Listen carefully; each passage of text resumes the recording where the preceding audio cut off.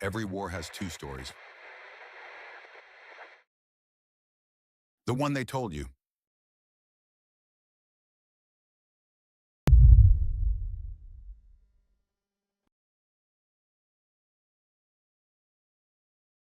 The files are now open.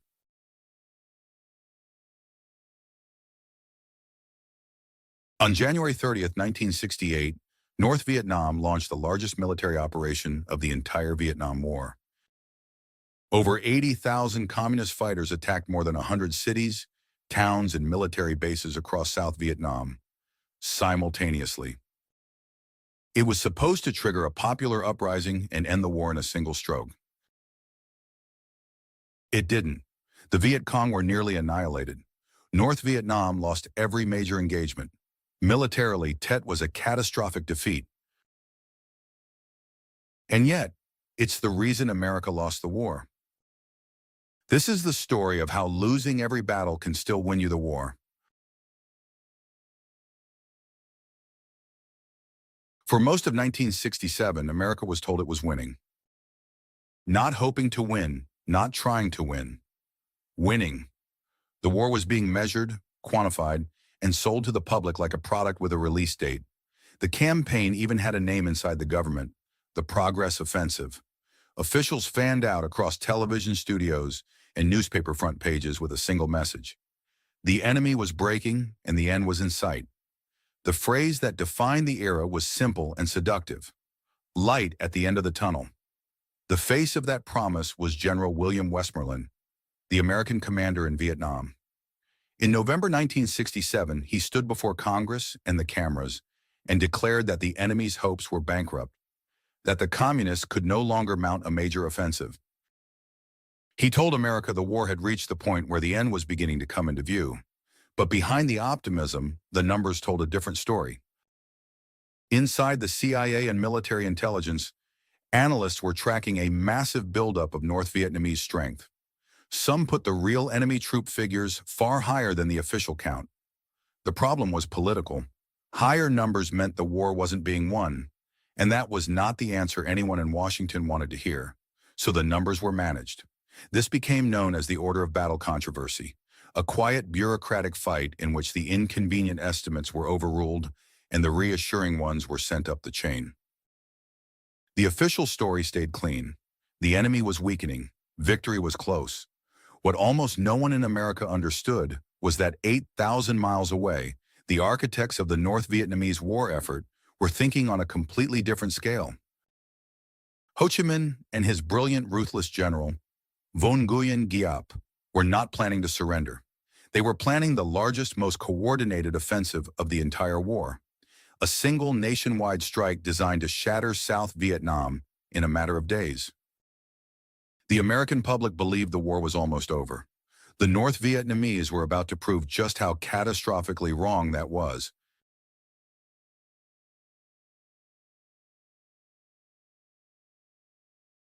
The date they chose was not an accident. Tet, the Vietnamese Lunar New Year, is the most sacred holiday in the country, a time of family, peace, and celebration. For years, both sides had honored an informal ceasefire during Tet. Soldiers went home. Half the South Vietnamese army was on leave. The cities relaxed. That was the trap.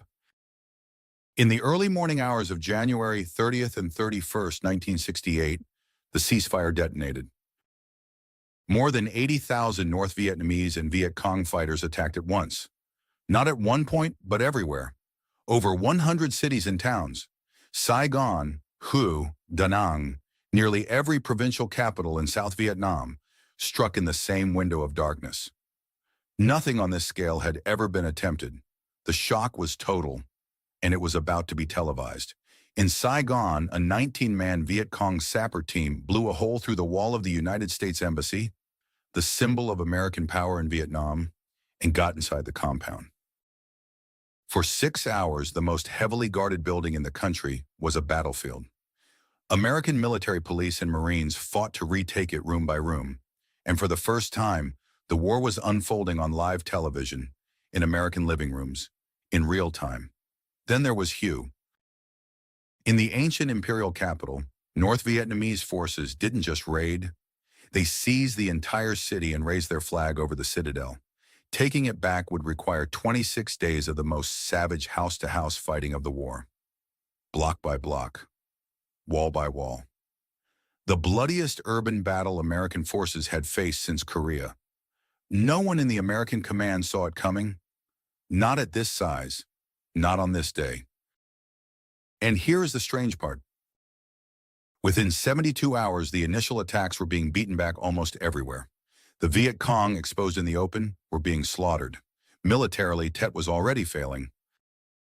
But the damage was already done, and it had nothing to do with the battlefield.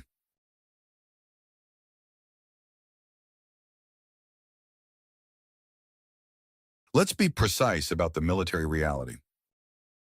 By March 1968, the Tet Offensive had been crushed. The popular uprising the communists promised themselves never came. The people of South Vietnam did not rise up. The Viet Cong, who had carried the brunt of the assault, were gutted as a fighting force and never fully recovered. Estimates of North Vietnamese and Viet Cong dead ran from 45,000 to 58,000. By every metric a general uses to measure victory, Tet was a disaster for the North. But the war was no longer being measured by generals. It was being measured in living rooms. Television changed everything. The embassy under attack, street fighting in the capital. A war the public had been told was nearly won, suddenly looking like it had no end. And then came an image that needed no caption. A photograph taken on a Saigon street of a prisoner being executed at point-blank range. It moved around the world in hours and lodged in the national memory. This is what people came to call the credibility gap. The simple, devastating question that no official could answer. If the enemy was finished, bankrupt, broken, almost beaten, then how did they just attack the entire country at once? Either the government had been wrong or the government had been lying. To millions of Americans, it no longer mattered which. Then the most trusted man in America spoke. Walter Cronkite, the anchor of CBS News, flew to Vietnam to see it for himself. When he returned, he did something an anchor almost never did. He gave his own verdict on the air. The war, he said, was mired in stalemate, and the only rational way out was to negotiate. In the White House, President Lyndon Johnson reportedly understood instantly what it meant. If he'd lost Cronkite, he'd lost Middle America. The polls confirmed it. Before Tet, most Americans backed the war. After Tet, most wanted out. The shift was almost overnight. In military terms, North Vietnam lost the battle. In political terms, they won the war. And the consequences hit the White House like a bomb.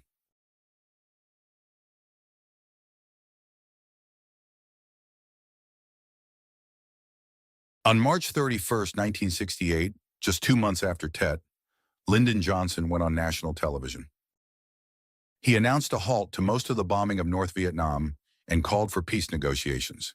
And then, at the end of the speech, he delivered a sentence that no one was expecting. He said he would not seek and would not accept the nomination of his party for another term as president. Tet had ended a presidency. The most powerful man in the world had concluded he could not win both the war and re-election, so he gave up the office instead, and the country came apart around him. 1968 became the most violent, turbulent year in modern American history. Martin Luther King was assassinated in April. Robert Kennedy in June. That summer, the streets outside the Democratic Convention in Chicago turned into a battlefield of their own. Peace talks opened in Paris, and then dragged on year after year. A new president, Richard Nixon, introduced a strategy called Vietnamization, slowly pulling American troops out and handing the fighting back to the South Vietnamese. The war did not end. It ground on for 7 more years. More than 58,000 Americans would die before it was over. But something had permanently changed after Tet. The question in Washington was no longer, can we win this war? The only question left was, how do we get out?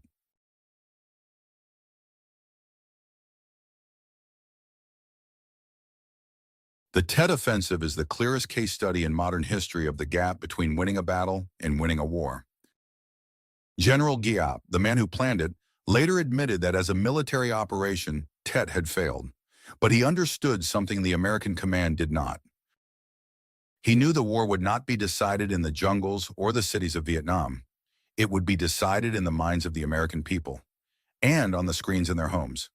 The credibility gap that opened in 1968 never really closed. The instinct to question the official story of a war, to assume the briefing and the battlefield might not match, was born here. Every conflict America has fought since carries the shadow of Tet.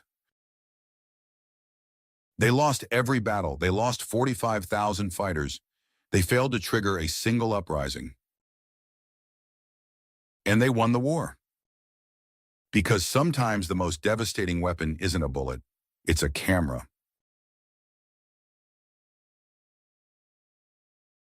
If this changed how you see the Vietnam War, drop a comment. What's the biggest lie you were taught about a war? Subscribe and hit the bell. The files are now open.